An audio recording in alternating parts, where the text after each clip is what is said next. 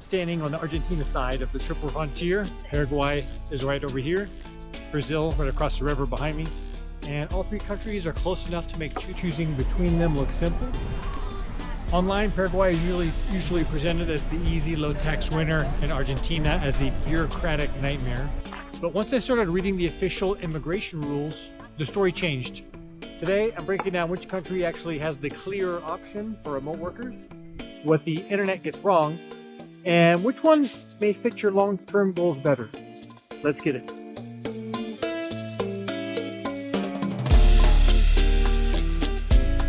All right, back at the Airbnb now. Before we continue, quick transparency note. An AI company contacted me and gave me free access to create a digital clone of myself. So technically this would be considered a sponsored video. I'm not being paid. They have no control over my research or opinions or conclusions in this video. So I'm getting free access to their tool so they can test it, gather data, etc. So I'm going to be using an AI Kurt to deliver the detailed breakdown so I can bring you more practical content about visas, relocation, expat lifestyle. So let me know in the comments what you think. And I'm going to hand this over to AI Kurt, same face, same voice, and hopefully fewer retakes. Here's the version of this story you hear all over the internet. Paraguay is cheap, low tax, easy to enter, and practically designed for remote workers. Argentina is taxes, bureaucracy, paperwork, red tape, and government headaches. It is a simple story, and that is exactly why it spreads so well. But the moment you start reading the official immigration information, the first major surprise appears. Argentina is the country with a clearly published Digital Nomad category. Paraguay has real residence options, and it may still be extremely attractive as a base, but its famous easy remote worker pathway is not nearly as clearly defined as people online make it sound. And even Argentina's clearer option comes with a major catch. Let's start with Argentina. Argentina officially divides immigration status into three broad categories: transitory, temporary, and permanent residence.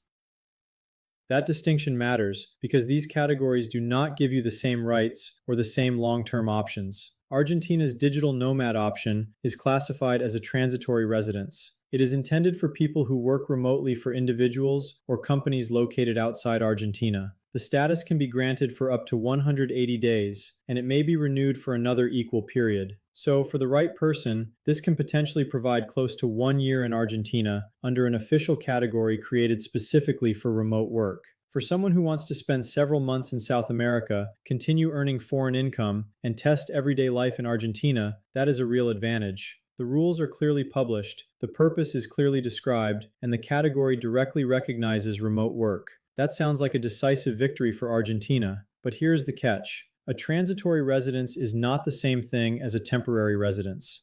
The names sound similar, but the legal consequences are different. Argentina's digital nomad option does not place you on the ordinary temporary residency track, and it does not provide an Argentine DNI. A DNI is the local identity document that becomes important for many parts of long-term life in Argentina. That means the digital nomad option is best understood as a structured short-term stay.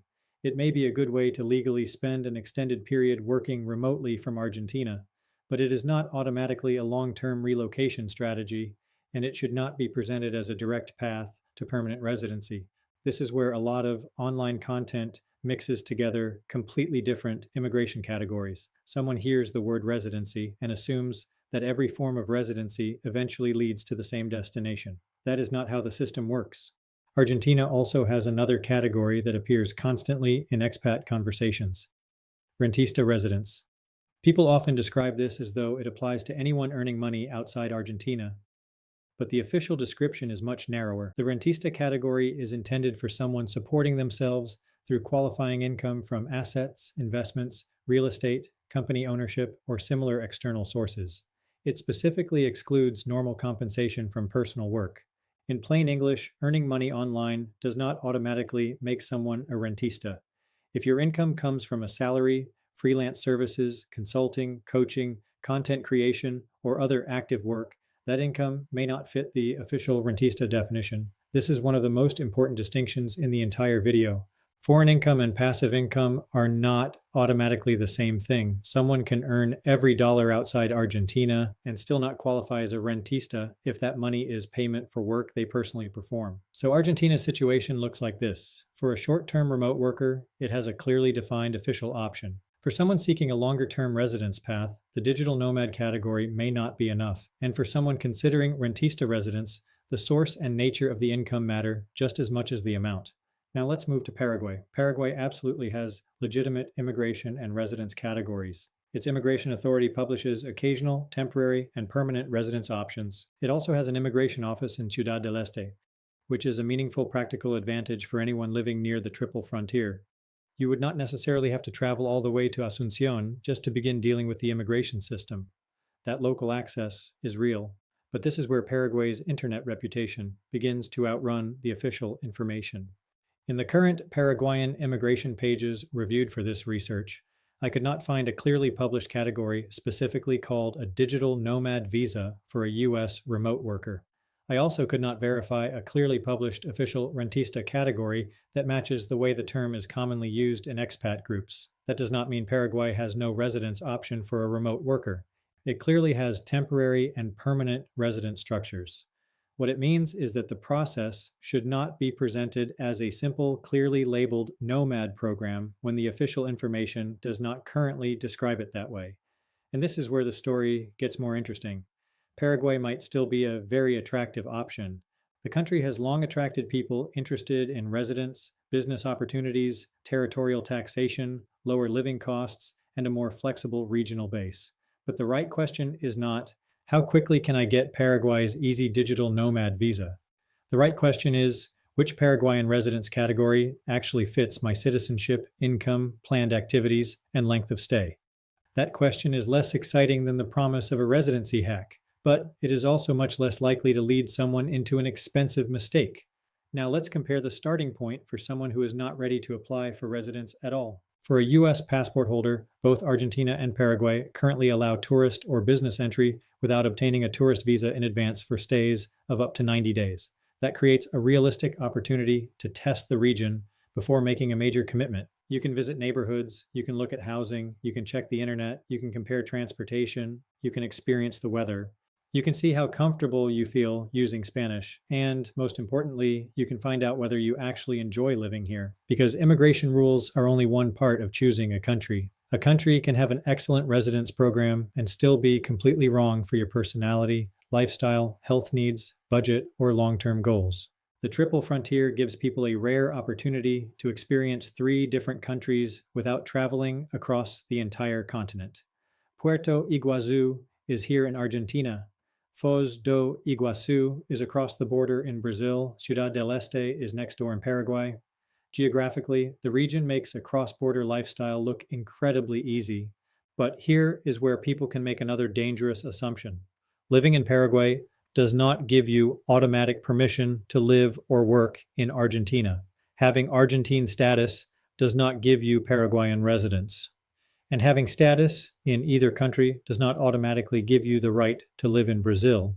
Every time you enter another country, your presence is governed by that country's immigration rules. The geography is connected, the legal systems are not. So yes, you could potentially live on one side and frequently visit the others. People in this region cross borders for shopping, business, tourism, transportation, and family life. But that does not turn the region into one shared immigration zone. A Paraguay residence card is not an unlimited Argentina pass, and an Argentine digital nomad status is not permission to base yourself permanently in Paraguay. This is also why people should be cautious about building a long-term plan around border runs. Travelers often talk as though leaving a country for a few hours and returning automatically resets the immigration clock, but a new admission is not a guaranteed right. Immigration officers still control entry. Your previous entry does not promise your next one, and I could not find an official Argentine guarantee saying that unlimited border runs automatically reset tourist status. That does not mean people never leave and re-enter. It means you should not build your legal residence plan around the assumption that officials must continue admitting you indefinitely. Now we need to address the subject that makes Paraguay especially attractive online: taxes. At a high level, Argentina generally taxes tax residents on worldwide income. Paraguay generally uses a source-based system, meaning its tax system focuses on income considered to arise from Paraguay. That difference can make Paraguay structurally lighter for some people with genuine foreign source income. But this is where social media turns a complicated subject into another misleading slogan. Paraguay is not simply tax free. Immigration residence and tax residence are not the same thing. Where you perform your work, where your clients are located, where your business is managed, where the money is generated, and how many days you spend in a country can all matter. For US citizens, there is also another layer.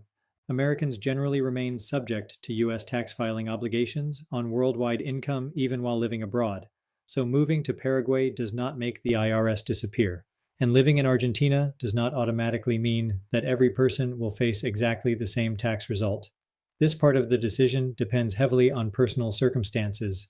The responsible takeaway is not that one country is tax-free and the other is a tax nightmare. The responsible takeaway is that Paraguay may offer a lighter source-based structure, while Argentina can create broader worldwide income exposure once tax residency begins. That is something to investigate before moving, not after. So after all of that, which country actually wins? The honest answer depends on your goal. If you are a remote worker who wants to spend several months in South America under a clearly published category specifically connected to remote work, Argentina currently has the clearer official option. Its digital nomad transitory residence has a defined purpose, a defined time period, and a clear connection to remote services performed for people or businesses outside the country. Argentina wins on clarity for a short-term remote worker, but do not confuse clarity with long-term simplicity. The digital nomad category is transitory. It does not provide a DNI, and it is not automatically the normal path toward permanent residence. If your goal is to settle permanently, you would need to investigate a qualifying temporary residence category. And if your income comes from active work, do not assume the rentista category applies to you. Now look at Paraguay. Paraguay may still be an excellent choice for someone interested in a regional base, formal residence, Ciudad del Este, lower costs, or a potentially lighter tax structure. But the official route for a US remote worker is not as clearly packaged as the internet often claims. Paraguay does not win this comparison because of a clearly published nomad visa. It wins attention because it may offer attractive, longer-term possibilities for certain people who are willing to investigate the correct residence category carefully. So my final verdict is this. Argentina currently wins for a clearly defined short-term remote work permission. Paraguay remains a serious possibility for someone considering a longer-term base, but it requires more individual research and more direct verification. And the Triple Frontier itself may be the biggest winner of all. This region allows you to test 3 different countries, 3 different cultures, and 3 different ways of life within one compact area.